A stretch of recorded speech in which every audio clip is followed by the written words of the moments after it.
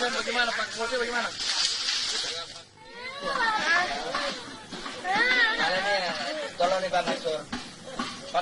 Dalam video amatir ini, Bani, seorang pria tua berusia 60 tahun, warga desa Pakasalu, Kecamatan Dua Bocowe, Bone, Sulawesi Selatan, ditemukan mengambang di sungai setempat. Korban yang hilang sejak beberapa hari lalu ditemukan dan dievakuasi dalam kondisi mengenaskan. Separuh tubuh korban bagian bawah hilang. Diduga kuat dimangsa buaya saat mandi di sungai. Korban ditemukan dalam kondisi membusuk setelah warga mencari pria malang ini dan menemukan pakaian korban di pinggiran sungai. Keberadaan buaya ganas ini belum diketahui. Namun warga kerap melihat buaya muncul di permukaan sungai dalam 3 hari terakhir sebelum memaksa korbannya. Korban dimakamkan di pemakaman setempat. Jadi ketika dia sampai jam 7 malam ini suaminya tidak kembali, orang langsung turun di pinggir sungai. Di pinggir sungai didapati ada sabunnya, ada samponya, ada parangnya, ada celananya, ada tongkatnya. Nah itu dibawa pulang. Nah, ini sudah ada kepastian, ini hampir dipastikan bahwa dia dimakan buaya. Teror buaya ganas ini bukan kali ini terjadi. Di lokasi yang sama 5 orang dimangsa buaya. 2 orang meninggal dunia termasuk hewan ternak warga. Dari Kabupaten Bone, Sulawesi Selatan, Imran Arif, TV One mengabarkan.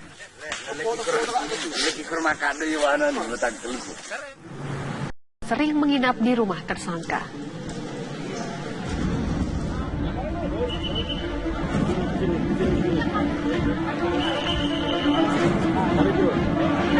Jadi status saudara Saiful Jamil sudah tersangka atas dugaan tindak pidana pencabulan terhadap anak di bawah umur.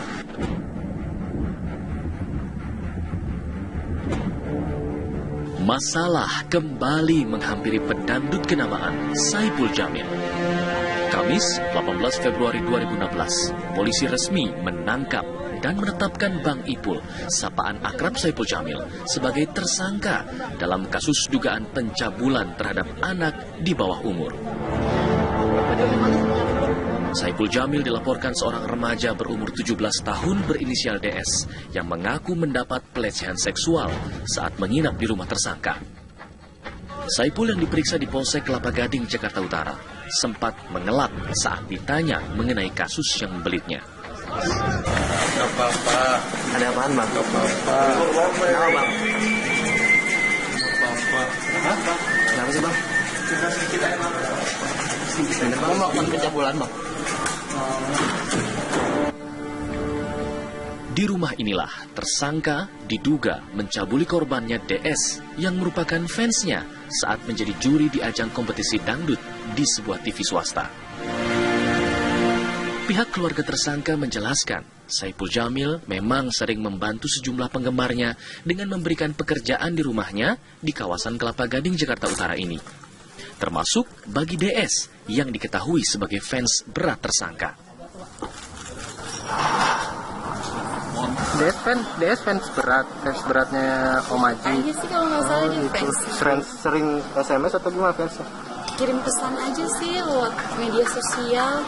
Oh, jadi DS itu kenal Om Aji di mana? Kalau nggak salah sih dari salah satu stasiun TV dia.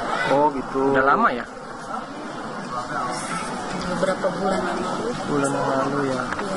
Paling kalau main, kalau ibarat saya kalau kesini ada teman-temannya ya biasa aja, nggak bagaimana. Paling mereka kayak suka ngebantu aja gitu, entah beres-beres apa gitu, terus main-main aja sih sebenarnya.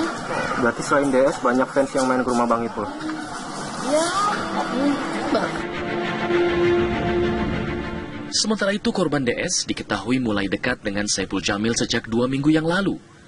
DS mengaku sempat ditawari menjadi asisten pribadi Saiful Jamil, sehingga ia kerap membantu tersangka di rumahnya.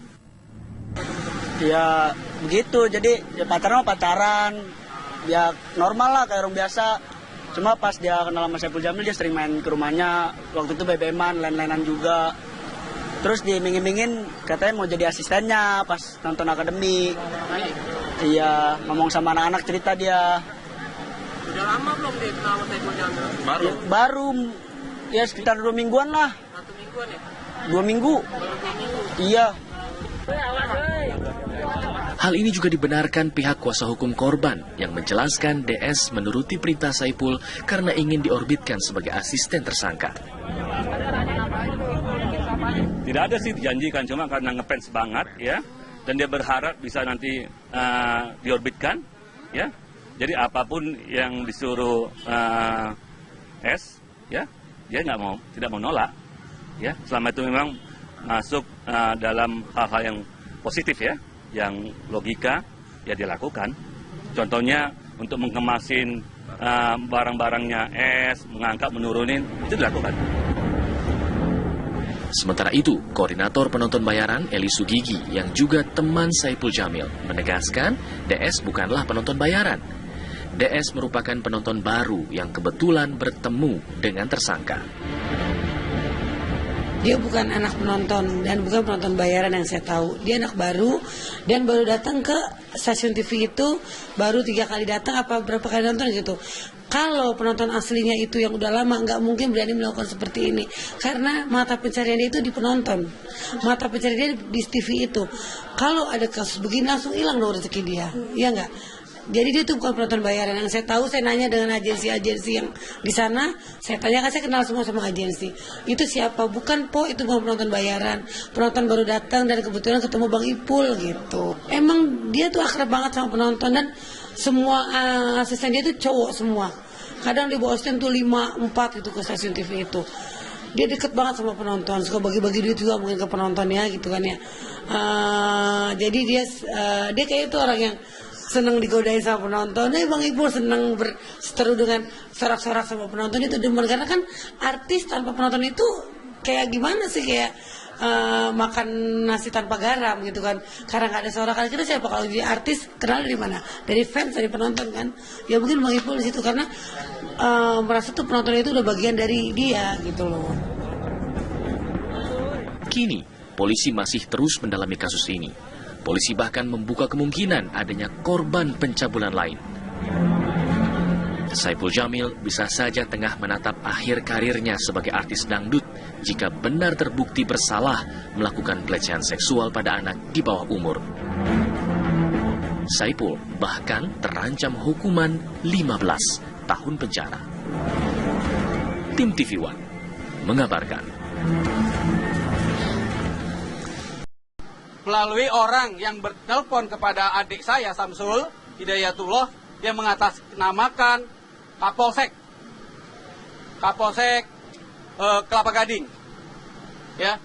Kemudian juga bahwa ada informasi bahwa seakan-akan persoalan ini tidak akan dibesar-besarkan karena mengingat si pelapor yang inisialnya DS, dia tidak akan melanjutkan. Yang kedua gitu kan. Jadi ini persoalan ini akan diselesaikan asal Saipul Jamil nurut aja. Sampai saat ini tidak ada dari pihak korban untuk mencabut laporan, ya. Itu bisa kita buktikan bahwa sampai saat ini tidak ada pencabutan dari kami. Kita lihat ya, berdamai itu ya kita bermusuhan, mau minta maaf, mau berdamai, kita selaku manusia ya harus menerima, ya. Tapi jalur hukumnya tetap berjalan. Karena bagaimanapun LP sudah dibuka, kita hormatin ya hukum, kita hormatin juga penegak hukum yaitu pihak kepolisian, penyidik, semua harus kita hormatin dengan baik.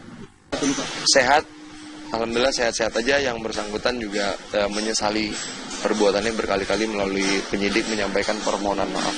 Saya tegaskan tidak ada Bang Ipul mengakui. Tapi Bang Ipul juga menyesal, Pak, sudah mengatakan itu. Kalau penyesalan tentu ada, tapi bukan dalam catatan perbuatan. Ya, menyesal mengenal anak itu. Bang, berarti dalam Kapolsek berarti berbohong menurut Abang? Oh, tidak.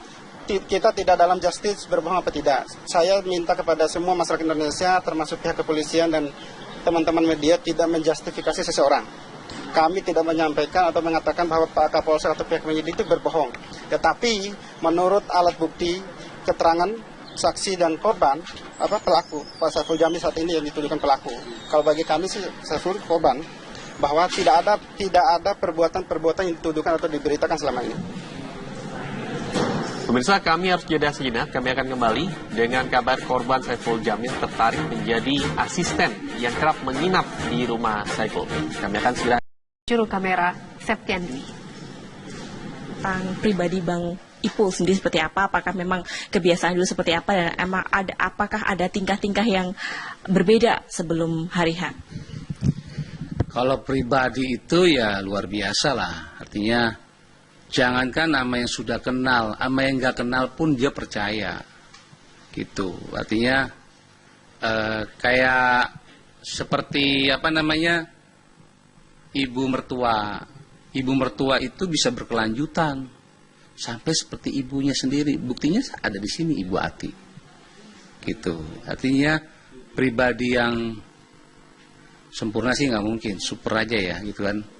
Artinya ya layak untuk dicontoh lah untuk figur Saiful Jamil itu tentang kedekatan dia dengan orang yang di sekitarnya gitu. Tentang kasus ini dan kabar ini kaget atau memang nggak percaya dengan adanya kasus yang menjerat Bang Ipul sekarang ini? Iya, jelas kayak seperti saya itu apa saya lagi mimpi buruk gitu kan gitu. Tapi ya nggak percaya, tapi ya memang udah terjadi gitu. Dan langkah dari keluarga sendiri seperti apa untuk mungkin apakah membela Bang Ipul, terus dengan apa sih pengusahanya habis ini? Pasti ya memang tujuan itu memang membela, karena setelah saya ketahui sama para asisten itu sendiri, itu saya nangis itu. Artinya kok bisa gitu? Artinya dia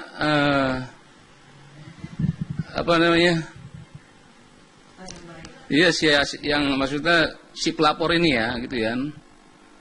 Ketika saya tahu apa yang terjadi di hari itu, ya prihatin aja. Sampai dia keluar pun pakai sepatu. Gitu.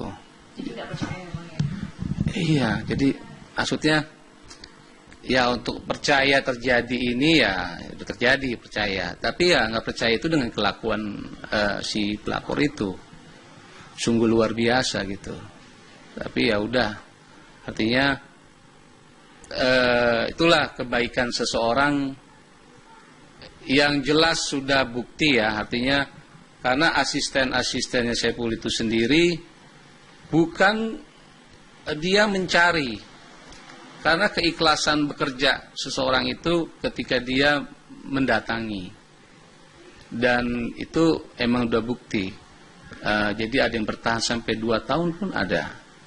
Jadi ya kalaupun yang si pelapor ini ya yang dikatakan korban itu kan dia seperti apa ya, itu sudah ada contoh-contoh sebelumnya. Artinya ya sekarang kalau dia mau melakukan sesuatu yang buruk udah terjadi dong, ada yang awet juga sampai 2 tahun gitu. Maksudnya ya artinya ya contoh itu sudah ada. Kalau dari sifat Bang Ipul sendiri, apakah ada penyimpangan terlihat di keluarga atau memang orangnya biasa-biasa aja?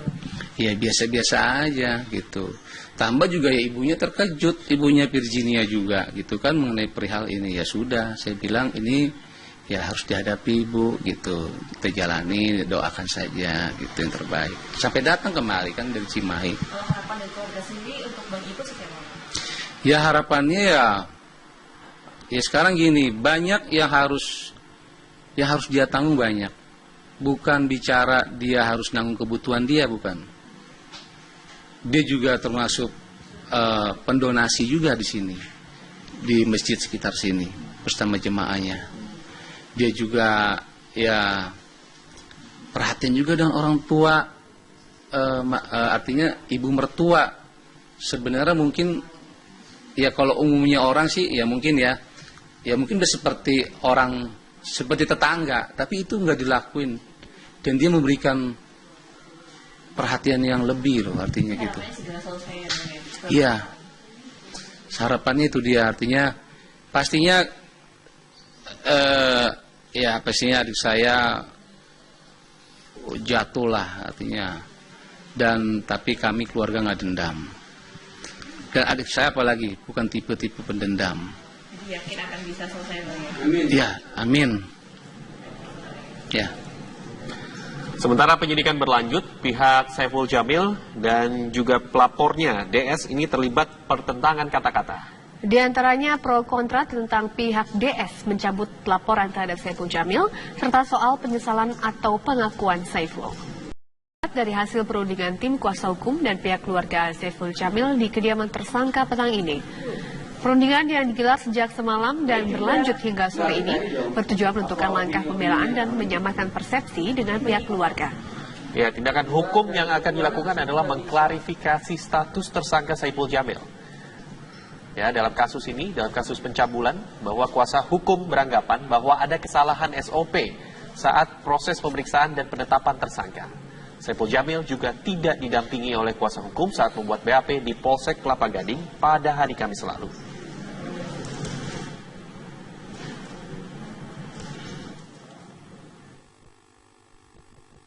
Ntar mau nanya tentang yang Bang ya Bang ngasih fakta-fakta kalau memang Bang itu yang pertama pertanyaan itu ya Pul dipaksa itu pertanyaan tuh ada cacat. Pemirsa, apa yang menimpa Saiful Jamil dan sepertinya susah dipercaya oleh keluarga. Namun keluarga berharap apa yang